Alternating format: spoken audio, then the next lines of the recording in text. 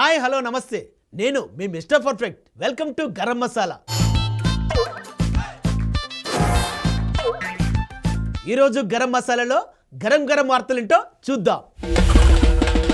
పేదల ఆరోగ్యంపై ప్రభుత్వ నిర్లక్ష్యం, ఆరోగ్యశ్రీకి నిధుల విడుదలపై అలక్ష్యం. వేంవెల్కలయ్య బాబో 12 లక్షలు ఆంపట్. దట్టమైన అడవుల్లో రైల్వే ట్రాక్ దూసుకెళ్తున్న అమృత్ భారత్ రైలు. మంత్రమంటూ మాయ చేశాడు, ఉంగరంతో ఉడాయించాడు. కోతుళ్ళు పడుతున్న చిట్టిబాబు. ప్రేమ పేరుతో ప్రియుడు వంచన, న్యాయం కోసం ప్రియురాలు పోరాటం. హాస్టల్లో అరాచకం, జూనియర్లపై సీనియర్లు దాడులు.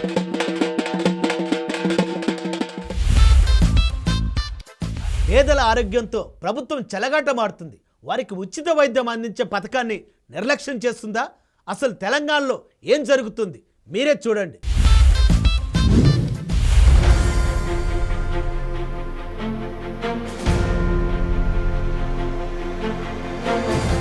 తెలంగాణ రాష్ట్రంలో ప్రజాపాలన నడుస్తుంది. మేమైతే బీఆర్ఎస్ కన్నా మస్తు అభివృద్ధి పనులు చేస్తున్నాం, జనాల్ని మస్తు అరుచుకుంటున్నామని కాంగ్రెస్ పార్టీలు చెప్తున్నవన్నీ ఉత్త గాలి మాటలు అనిపిస్తుందిలా. అర్రే, పేదోళ్లకు ఫానం మీదకి వస్తే కాపాడడానికి తీసుకొచ్చిన ఆరోగ్యశ్రీ పథకానికి సుతంగా పైసలు ఇవ్వడానికి మనసు లేదంటే ఇక గాళ్ళు ఎంత ముదుగా సర్కారు నడుతుండ్రు మీరే చెప్పుండ్రి. 18 నెలల సొంది దాంట్లో పనిచేసే వాళ్ళకి జీతాలు సుతంగా ఇస్తలేరంటే ఈ సర్కారు వాళ్ళకు పేదోళ్ళు అంటే ఎంత పట్టింపు ఉన్నదో ఇరుకైతుంది.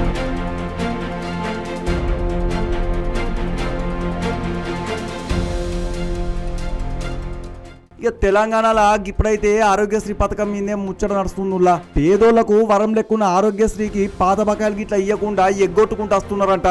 ఇక ఇంకేముంది, పేదోళ్లకు ఫ్రీగా రోగాలు నయం చేసే ఈ పథకం ఇప్పుడు కీసా లేక షెతికిలు పడ్డది. ఇక ఈ ముచ్చట మీద బీఆర్ఎస్ పార్టీల ట్రబుల్ షూటర్ ఉన్నాడు కదా, గదేనుల్లా మాజీ మంత్రి హరీష్ రావు సారు సర్కార్ పార్టీలను గట్టిగానే అరుచుకున్నాడు.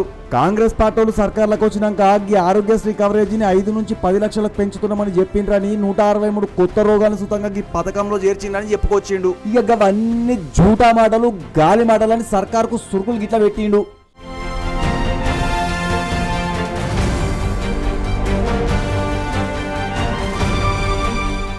దవాఖాన్లకు ఆరోగ్యశ్రీ పైసలు సర్కార్ చక్కగా ఇస్తలేదన్నాడు. ఇక సర్కార్ పైసలు ఇవ్వకపోయేసరికి దానిలో పనిచేసేటోళ్లకు జీతాలు సుతంగా ఇస్తలేరని అలా బాధలు మొత్తం చెప్పుకొచ్చిండు.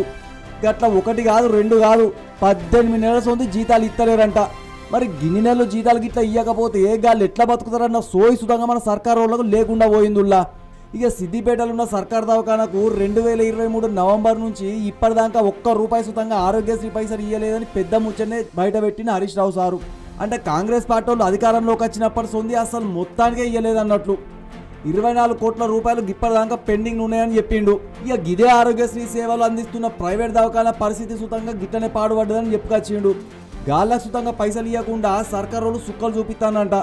గాలు సుతంగా మస్తు తిప్పలు పడుతున్నాయని చెప్పిండు. ఇక ఈ ఆరోగ్యశ్రీకి సర్కారు వాళ్ళు ఇవ్వాల్సిన పెండింగ్ పైసలన్నీ జల్దీన ఇవ్వాలని హరీష్ రావు సార్ డిమాండింగ్ ఇట్లా చేసిండు.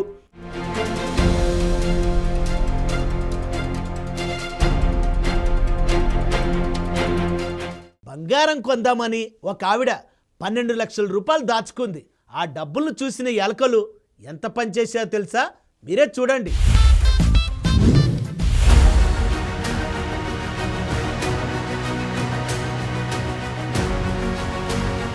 ఏమండే, ఎలకలు ఊరి చేతిలో పడి 4 గింజలు తినాయని ఊరుకుంటాం కానీ ఇక్కడ ఏకంగా 100-200 కాదండి, 12 లక్షల రూపాయల నోట్లని ఎలకలు ముక్కల కింద కొరికాయని బాబు. ఇది నమ్మరా? మీరు చూడండి.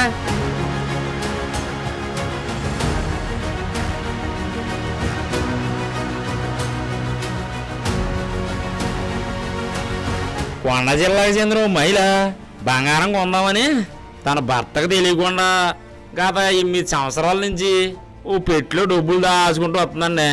ఇప్పుడు శ్రావణ మాసం కదండి, అందులో వరలక్ష్మి పూజలు బంగారం కొందామని ఆ పెట్టు తెరిచి చూసిందండి. అంతే, ఆ పెట్టులో డబ్బుల్ని ఎలకలు ముక్కల కింద కొడుకుని చూసి ఆమె నెత్తి నోరు కొడుకుని ఏడుతుందండి. ఇప్పుడు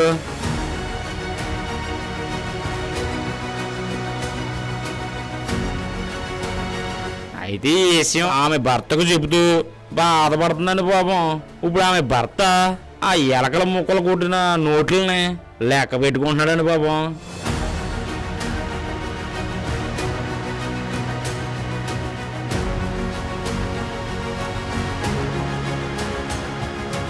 చూశారు కదండి, 12 లక్షల రూపాయలు ఎలకల పాలు అయిపోయి. మీరు కూడా మీ భర్తకు తెలియకుండా ఎక్కడైనా డబ్బులు తెస్తే ఓసారి చూసుకోండి బాబు, ఎందుకన్నా మంచిది.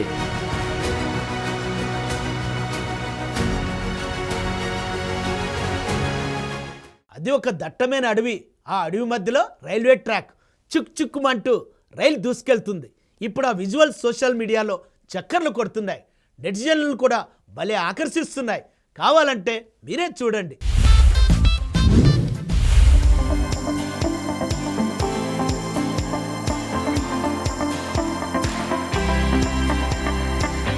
ప్రకృతి అందాలను చూస్తుంటే మనసుకి ఎంతో ఉల్లాసంగా ఉత్సాహంగా ఉంటుంది కదా. విషయానికి వస్తే అడవుల మధ్య నుంచి దూసుకెళ్తున్న రైల్లోంచి చూస్తే పచ్చని ప్రకృతి, పైనుంచి చూస్తే అందమైన దృశ్యం. ఇదిగో ఈ వీడియోస్ని చూడండి. పచ్చని కొండలు, దట్టమైన అడవుల మధ్య అమృత్ భారత్ రైలు వేగంగా దూసుకెళ్తుంటే ఆ రైల్లోంచి చూస్తుంటే చూసేవారికి 2 కళ్ళు సాలట్లేదు సామే, అంత అందంగా ఉండదు. టాప్ యాంగిల్ నుంచి తీసిన వీడియోలో చూస్తుంటే ప్రకృతి అందాలు, రైలు ప్రయాణం కలిసి మరింత అందంగా కనిపిస్తున్నాయి.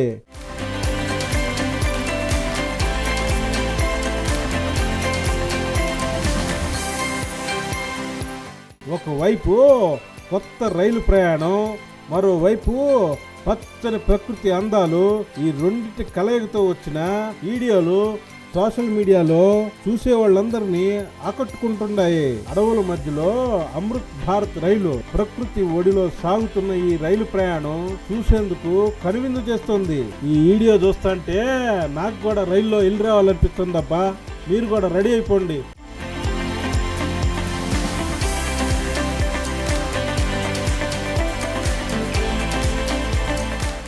టెక్నాలజీ ఎంత పెరుగుతున్నా జనాలు మాత్రం మూఢనమ్మకాలను విడవడం లేదు. మంత్రాలు తంత్రాలను ఇప్పటికీ నమ్మేవారు ఉన్నారంటే మీరు నమ్మండే. మంత్రాలు తంత్రాల పేర్లు చెప్పి ఒక ఫకీర్ చేసిన మాయ ఏంటో మీరే చూడండి.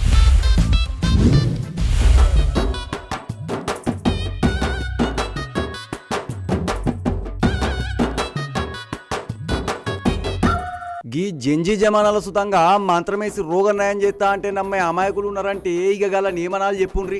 చేతులల్లా స్మార్ట్ ఫోన్లు వచ్చి ప్రపంచం మొత్తాన్ని అరచేతిలో చూసే రోజులు వచ్చినాయి. ఇప్పుడు సుతంగా గసంటోళ్ళు తెలివికి రాకపోతే ఎట్లా చెప్పుండ్రి. గీళ్ళు సోయికి రాకపోయేసరికి మందిని ముంచే మంటలే మొకపోలు రోజుకో తీన జనాల్ని మోసం చేసుకుంటూనే ఉన్నారు. ఇక గసంటి ముచ్చటనే ఓటికి ఇప్పుడు మనం గరం మసాలాలకు తీసుకొచ్చినాం. ఇక ముచ్చటేందో చూద్దాం నడువుండ్రి. ఇక ఈ ముచ్చటనైతే కడప జిల్లాలో జరిగిందుల్లా.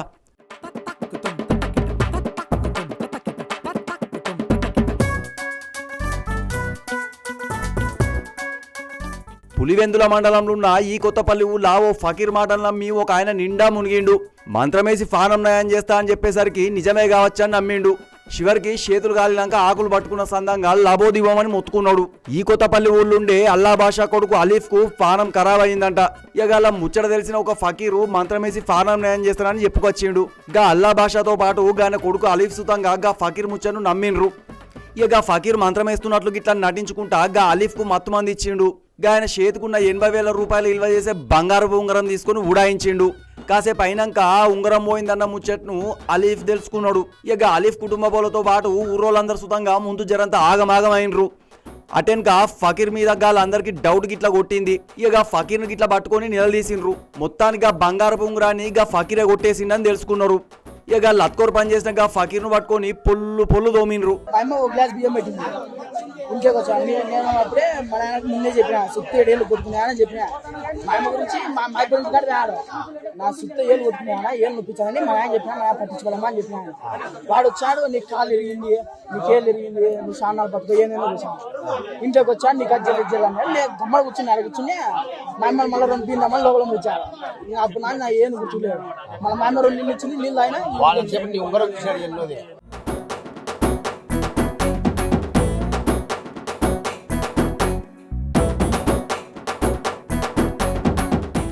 అటెన్కా టానా గిట్ల ఫోన్ కొట్టి ఈ ముచ్చటంతా పోలీసార్లకు చెప్పిండ్రు. గాళ్ళు జల్దిన సైరన్ బండి గిట్ల వేసుకొని ఈ కొత్తపల్లి ఊళ్ళకు పోయిండ్రు. ఇక మొత్తం ముచ్చట్ను వివరంగా తెలుసుకొని ఇక ఫకీర్ను పట్టుకొని బొక్కలేసి లోపల నూకిండ్రు మన పోలీసార్లు. ఇక గిట్ల మంత్రాలు ఎత్తమని చెప్పేటోళ్ళ జూటా ముచ్చట్లను జనాలు గిట్లా నమ్మొద్దని పోలీసార్లు చెప్తుండ్రు. గసంటోళ్ళ ముచ్చట్ల జరంతా జాగ్రత్తగా ఉండాలని ఊరోళ్ళకి చెప్పుకొచ్చిండ్రు. మనం సోయిల గిట్లా లేకపోతే గిసంటోళ్ళు నిండా ముంచుతారని ఆ ఊరోళ్ళకి కౌన్సిలింగ్ గిట్లా ఇచ్చిండ్రు. ఇక గిప్పుడన్న జనంతా సోయిలకు రండుల్లా మిమ్మల్ని ఎర్రోళ్ళని చేసి ముంచేటోళ్ళు ఈ సమాజంలో ఎప్పుడు పాడైతేనే ఉంటారు. మీరు గల చేతులల్లా మోసపోతూనే ఉంటారు. గల ఆటలు గిట్లా సాగద్దంటే మీ మూఢనమ్మకాలను గిట్లా ఇడిచిపెట్టాల్సిందే.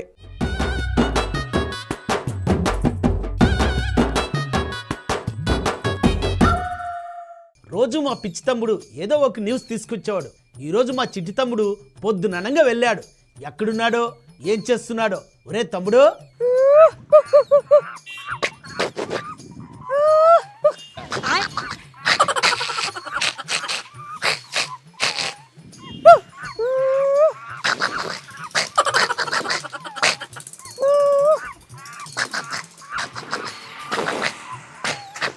ఒరే తమ్ముడు, నువ్వే చూడ్డానికి అచ్చం పండు కోతిలాగా ఉంటావు.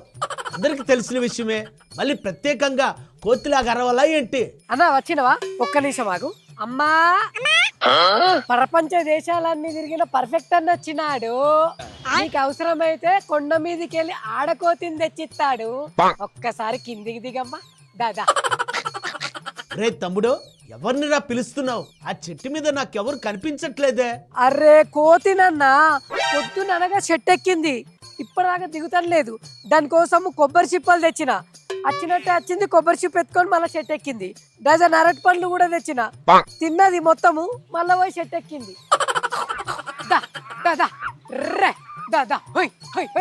రే తమ్ముడు, అదేమన్నా బర్రెనా గొర్రెనా అలా పిలుస్తున్నావు? కోతిరా నాయన. ఇప్పుడు ఆ కోతితో నీకు అవసరం ఏంటి? అంటే అది ఈయనకు చెప్పినామనుకో, ఉన్న కోతులన్నీ బోయింగ్ విమానంలో చైనాకి ఎక్స్పోర్ట్ చేస్తాడు. ఎట్లా తప్పించుకోవాలి? అంటే ఏం లేదన్నా, నెత్తిన పేన్లు గులగుల పెడుతున్నాయి, అందుకే కోతితోని పేన్లు చూపించుకుంటా అని పిలుస్తున్నా. అంతే, ఏం లే అంతే. రే పిచ్చి తమ్ముడు, నీ వాలకం చూస్తుంటే నాకేదో అనుమానంగా ఉంది. కొంప తీసి చైనా వాళ్ళు ఒక్కొక్క కోతిని 25 లక్షలకు కొంటా అని చెప్పారు. ఆ వార్త చూసావా ఏంటి? వామ్మో, ఈ ముచ్చట అప్పుడే అందరు తెలిసిందా అన్న? ఓ కోతిదనా, జల్దీ దిగే, నిన్నే ముందు పంపించాలి నేను.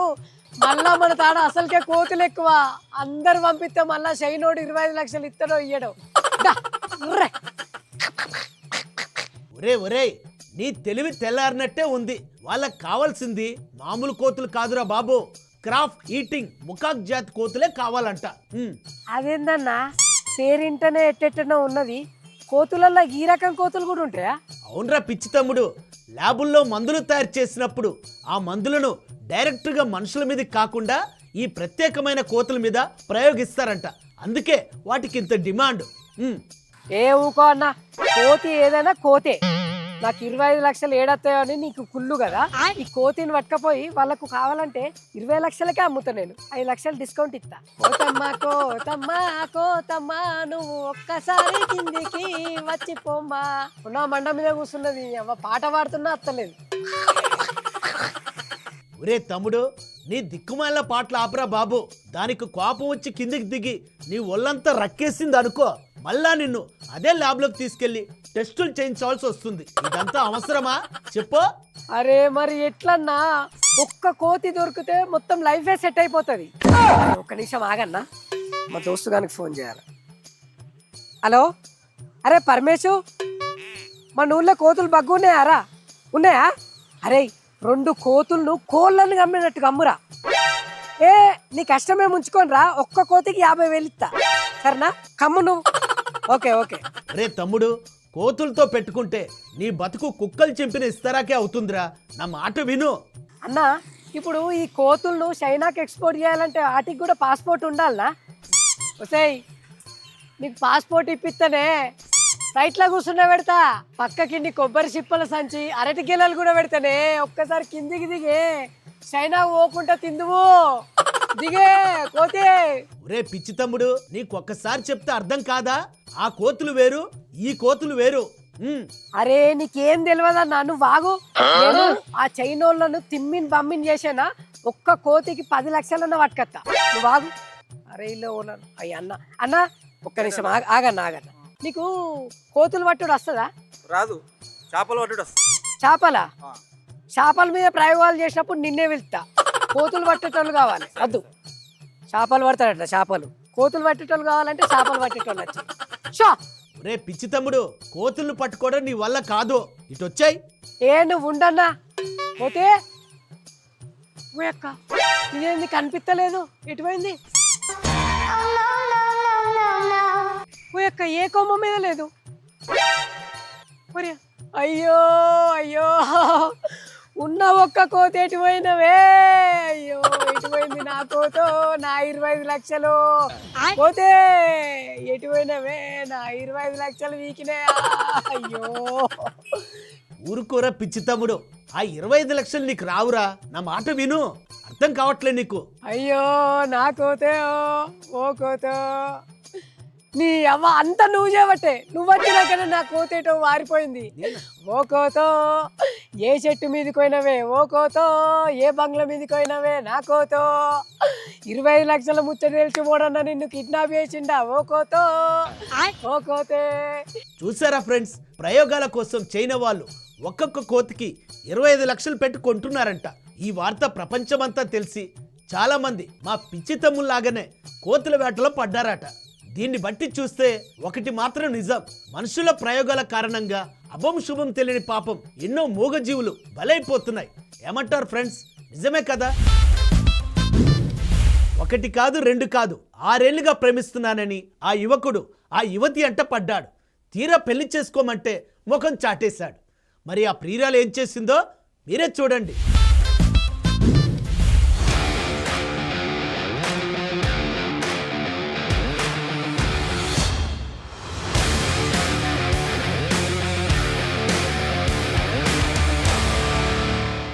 రాను రాను ప్రేమ పేరుతో చేసే మోసాలు ఎక్కువనే జరుగుతున్నాయి. ఉల్లా అటు మొగ పోరగాలనేంది, ఇటు ఆడి పోరగాలనేంది, మోసం చేయడానికి ఆడ మొగ అన్న ముచ్చట ఉంటుందా చెప్పుండ్రి.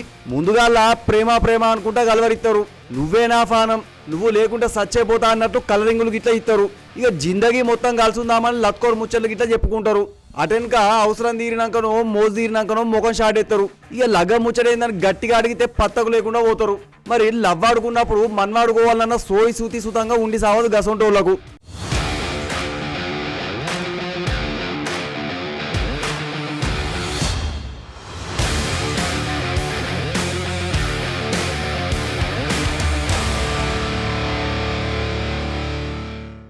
ఇక గసొంటి ముచ్చటనే ఒకటి జగిత్యాల జిల్లాలో జరిగిందిలా. మెట్పల్లి ఊళ్ళో ఏకలవ్య నగర్లా పాలకుర్తి సతీష్, అంగడి శిరీష ఉంటుండ్రు. ఇక సతీష్ గిట్లా ప్రేమ ప్రేమ అనుకుంటా గా పిల్ల వెనకాల పడేసరికి పాపం నిజమని నమ్మింది. శిరీష సుతంగా సతీష్ కు నియత్గా మనసిచ్చింది.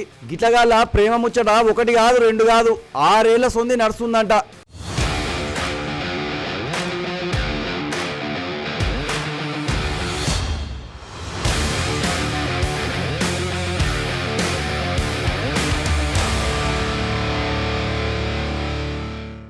ఇక మరి లవ్ ఆడుకున్నాక మన్వాడుకోవాలి కదా. ఇక లగ్గం ముచ్చట కాడికి వచ్చేసరికి గా సతీష్ ఉల్టా తిరిగిండంట.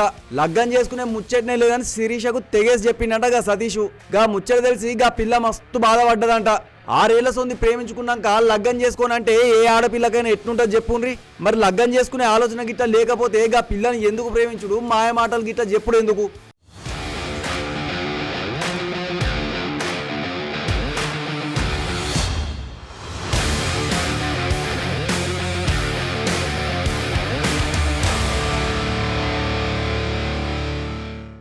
ఇక ఇట్లా లగ్గం కాడ అడ్డం తిరిగేసరికి ఏ ఆడపిల్ల మాత్రం ఊకుంటా చెప్పుండ్రి. ఇక శిరీష సుతంగా తాడో పేడో తెలుసుకోవాలని డిసైడ్ గిట్లా అయ్యింది. నా జీవితాన్ని ఎట్లనే చేసి నిలబెట్టుకోవాలని అనుకుంది. మొత్తానికి ధైర్యం గిట్లా చేసి పోరాడానికి సిద్ధమైంది. ఇక సతీష్ ఇంటి ముందర కూర్చొని తనకు న్యాయం చేయాలని నిరసనకు దిగింది. పాలకుర్తి సతీష్ అతని పేరు, నేను లవేష్ అతని పేరు. వాళ్ళ నాన్న పేరు పాలకుర్తి సంతోష్, వాళ్ళ అమ్మ పేరు పాలకుర్తి విజయ. సరే ఇక్కడ నాతో సంవత్సరంన్నర ఉన్నాడు, తిరిగిండు, అన్ని విధాలుగా నాతో కలిసి ఉన్నాడు, నాతో మాట్లాడిండు, అన్నిట్లో నాతో నీ సగ భాగంగా ఉన్నాడు అతను. ఇప్పుడు లాస్ట్కి వస్తే ఫారెన్ వెళ్లే ముందు కూడా నాకు చెప్పి వెళ్ళిండు ఫారెన్ కి.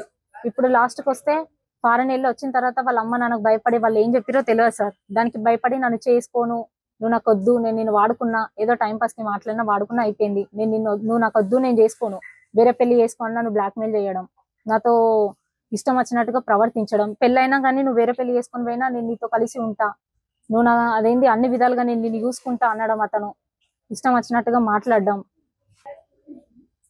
సార్ నాకు ఎంగేజ్మెంట్ అయింది, మళ్ళీ ఎంగేజ్మెంట్ అయినా కానీ క్యాన్సిల్ చేసుకొని నేను ఉండగా ఎందుకు ఎంగేజ్మెంట్ చేసుకుంటున్నావు అని మాట్లాడిండు. ఎన్ని సంబంధాలు వచ్చినా క్యాన్సిల్ చేసుకో అన్నాడు, క్యాన్సిల్ చేసుకున్నా, ఇప్పుడు లాస్ట్కి వస్తే చేసుకుని అంటున్నాడు. సార్ నాకైతే ఎవరు రారు, నాకు నాన్న లేడు నన్ను చేసుకోవడానికి, చేస్తే మీరే న్యాయం చేయాలి. పోలీస్ స్టేషన్ లో కంప్లైంట్ ఇచ్చినాం, ఎవరు పట్టించుకుంటలేరు పోలీసు వాళ్ళు కూడా. సార్ నేను కంప్లైంట్ ఇచ్చిన, పోలీసు వాళ్ళు ఏం పట్టించుకుంటలే. నేను వచ్చిన ఇంటికి, అతన్ని వదిలేసిరు, నన్ను వదిలేసిరు, నేను వచ్చి వీళ్ళ ఇంటికనే బయట కూర్చున్నా, వాళ్ళు నన్ను వదిలేసి పోలీస్ స్టేషన్ నుండి లట్టుకెళ్ళాటే కొరట్లోనే ఇట్లా వెళ్ళిర్రు, నేను ఒక్కదాన్నే బయట ఉన్నా, నిన్న ఇవాళ నేను ఒక్కదాన్నే ఉన్నా, వాళ్ళు వస్తున్నారు, తాళాలు వేసుకుంటున్నారు, వెళ్ళిపోతున్నారు, నాతో మాట్లాడతలే, నన్ను పట్టించుకుంటలే. వాళ్ళు వచ్చి అతను వచ్చి నన్ను పెళ్లి చేసుకునేదాకా నేను ఇక్కడనే కూర్చుంటా సార్, నేను ఎక్కడికి వెళ్ళను. నన్ను మన్మాడతానని చెప్పి ఇక సతీష్ మోసం చేసిందని శిరీష చెప్పుకొచ్చింది. తనకు వచ్చిన లగ్గం సంబంధాలను సుతంగా సతీష్ చెడగొట్టిండంట. 3 ఏళ్ల కింద సతీష్ గల్ఫ్ దేశానికి ఇట్లా పోయి 20 రోజుల కిందనే మెట్పల్లికి వచ్చిండంట. ఇక గప్పర్సోంది పెళ్లి ముచ్చట అంటేనే సప్పుడు చేస్తలేడని చెప్తాంది శిరీష.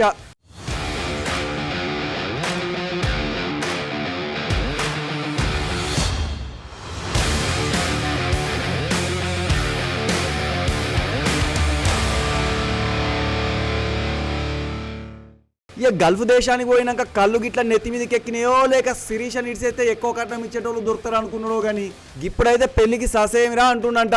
సతీష్ నన్ను మోసం చేసిండని, అన్యాయం చేసిండని ఒక్క తీన ఏడ్చింది శిరీష. ఇక సతీష్ మీద టానాల ఫిర్యాదు కాగితం సుతంగా రాసిచ్చిందంట. మరి పిల్లకు న్యాయం చేయాల్సిన మన పోలీస్ సార్లు మాత్రం ఈ ముచ్చట్ను కాంతలేరంట. అర్రే, ఒక ఆడపిల్లను 6 ఏళ్ల సొంది ప్రేమించుకుంటా లగ్గం చేసుకుని నన్ను నీ తోలుకొచ్చి ఇక శిరీషకు న్యాయం చేయాలనా లేదా? ఇట్లా మాకేం సంబంధం లేదంటూ ఊకుంటే ఎట్లా చెప్పుండ్రి?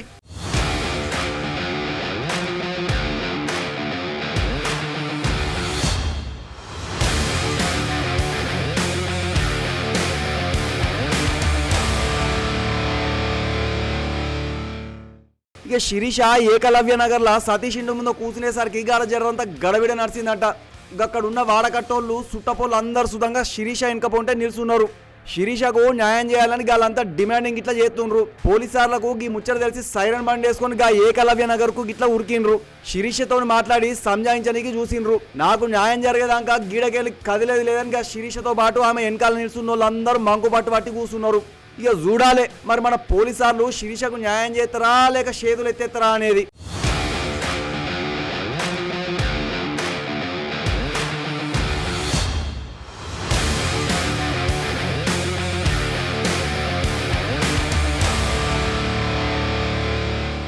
హాస్టల్లో 6వ తరగతి నుంచి డిగ్రీ వరకు చదువుకునే విద్యార్థులు ఉంటారు.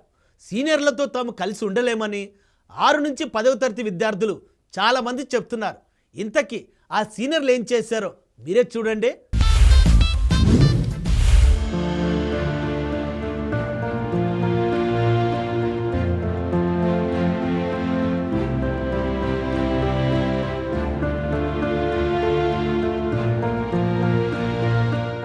ఇక ఈ ముచ్చటైతే భద్రాద్రి కొత్తగూడెం జిల్లాల మనుగూరు మండలం ఉన్న పినపాక ఊళ్ళో జరిగిందిలా. గా ఊళ్ళున్న ఎస్సీ హాస్టల్లో ఉండేటోళ్ళ మధ్య లొల్లులు గిట్లా జరుగుతున్నాయని తెలిసింది. ఇంటర్, డిగ్రీ, డిప్లొమా చదువుతున్న సీనియర్లు చిన్న తరగతులు చదువుకునే జూనియర్లను గోస పెట్టుకుంటున్నారంట. 6 నుంచి 10వ తరగతి చదువుతున్న వాళ్ళను చిన్న ముచ్చర్లకు సుతంగా తిట్టుకుంటా అప్పుడప్పుడు దెబ్బలు సుతంగా కొడుతుండ్రంట. ఇక జూనియర్లు అయితే మస్తు రంది పడతాండ్రు. ఇక గదే హాస్టల్లో వేణు అనేట ఆయన వార్డెన్ గా గిట్లా చేస్తుండు. గా సీనియర్లు మమ్మల్ని గోస ఊచుకుంటున్నారని జూనియర్ పిల్లగాళ్ళు అందరు కలిసిపోయి వార్డెన్ కు చెప్పిండంట. మరి చిన్న పిల్లగాళ్ళని గట్లా తిట్టుకుంటా కొట్టుకుంటా పరిశాన్ చేస్తాండే గా వార్డెన్ ఏం చేయాలి చెప్పుండ్రి? గాళ్ళని పిలుచుకొని మాట్లాడి జరంత భయంలో పెట్టాలనా లేదా? గా చిన్న పిల్లగాళ్ళ తెరవకు మళ్ళా పోకుండా చూడాలనా లేదా? గదేం నాకు సంబంధం లేదన్నట్లే చేసినట గా వార్డెన్.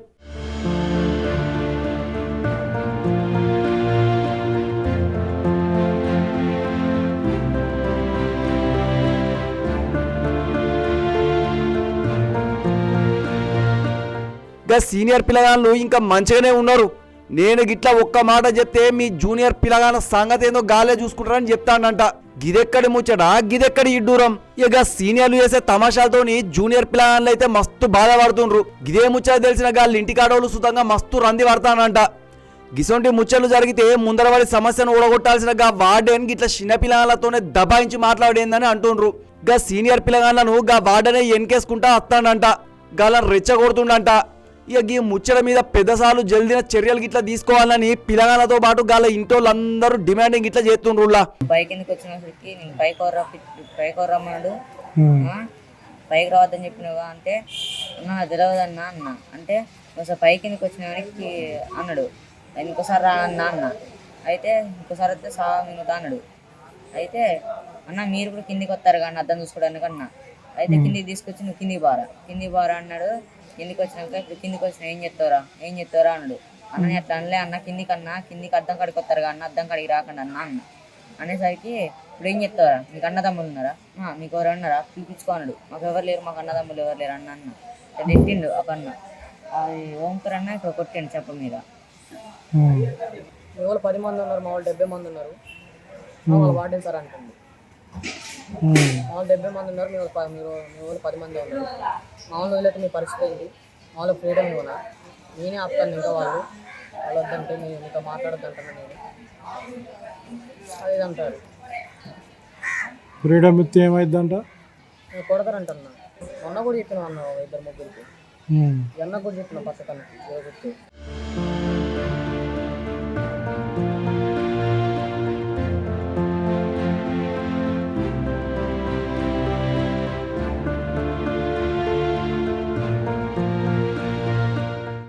ఇవి ఈనాటి గరం మసాలా.